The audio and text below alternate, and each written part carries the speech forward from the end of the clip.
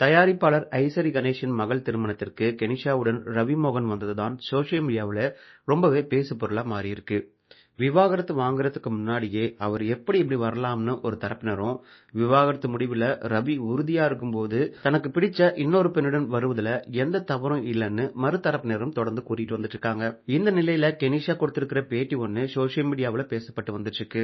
ஆர்த்தியை காதலிச்சு திருமணம் செஞ்சு கொண்ட ரவி மோகன் போன வருடம் அவரை பிரிந்து வாழப்போவதா அறிவிச்சிருந்தாரு.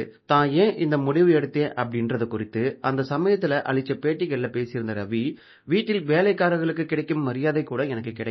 வீட்டை விட்டு வெளியேறும்போது தன்னிடம் கார் கூட இல்லை என்று காரணங்களை அடுக்கினார். இதுக்கெல்லாம் காரணம் ஆர்த்தியும் ஆர்த்தியோட அம்மாவும் சுஜாதாவும் தான் காரணம்னு பலரும் பேச ஆரம்பிச்சாங்க.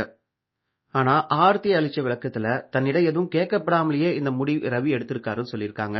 அது எனக்கு ரொம்பவே அதிர்ச்சியா இருந்திருக்கு. ரவி கிட்ட பேசுறதுக்கு நான் எவ்வளவோ முயற்சி செஞ்சேன். ஆனா அந்த முயற்சிகள் பலனளிக்கல அப்படின்னு சொல்லியிருக்காங்க.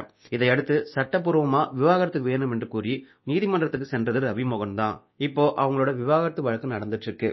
இதனிடையே கெனிஷாவுக்கும் ரவிக்கும் தொடர்பு இருக்கிற மாதிரி சோசியல் மீடியாவுல பேசப்பட்டு வந்துச்சு. இப்படிப்பட்ட ஒரு சூழல் இருக்கும்போது தயாரிப்பாளர் ஐசரி கணேஷோட மகள் திருமணத்துக்கு பாடகி கெனிஷாவும் ரவியும் ஜோடியா வந்தாங்க. இவங்க 2 பேருமே இந்த நிகழ்ச்சிக்கு ஒண்ணா வந்தாங்க. அதே மாதிரி மாலத்தீவுக்கும் அவங்க 2 பேரும் செல்ல இருக்கிறதா சொல்லப்படுது. இந்த விவகாரம் பெரிய சர்ச்சையை ஏற்படுத்திய நிலையில ஆர்த்தியோ எமோஷனலாக ஒரு அறிக்கையை வெளியிட்டிருக்காங்க. அந்த அறிக்கையில குழந்தைகளுக்காக ஒரு தாயா மட்டுமே இப்போ நான் குரல் எழுப்புறேன். நீதிமன்றம் முடிவு செய்யும் வரை நான் ஆர்த்தி ரவிதான். அதனால யாருமே என்னை இப்போதைக்கு ரவியோட முன்னாள் மனைவி அப்படின்னு சொல்ல வேண்டாம் அப்படின்னு சொல்லியிருக்காங்க. ஆர்த்தியோட அந்த அறிக்கையை பார்த்த நடிகைகள் குஷ்பு, ராதிகா உள்ளிட்டோர் ஆர்த்திக்கு ஆதரவான நிலைப்பாட்டை எடுத்திருக்காங்க. அது மட்டும் இல்லாம ரசிகர்களோட மத்தியிலையும் அவருக்கு ஆதரவு பெருக ஆரம்பிச்சிருக்கு. அதே நேரத்துல தான் கெனிஷாவும் தன்னோட சோல்மேட்டை கண்டுபிடிச்சு விட்டதா சொல்லியிருக்காங்க. ரவி மோகனும் கெனிஷா தன்னோட வாழ்க்கையில வந்த ஒரு ஒலி அப்படின்னு சொல்லியிருக்காங்க. இப்படிப்பட்ட சூழல் இருக்கும்போது ஒரு சில தினங்களுக்கு முன்னாடி கெனிஷாவும் ரவியும் மாலையும் கழுத்துமா இருக்கிற புகைப்படம் வெளியாச்சு.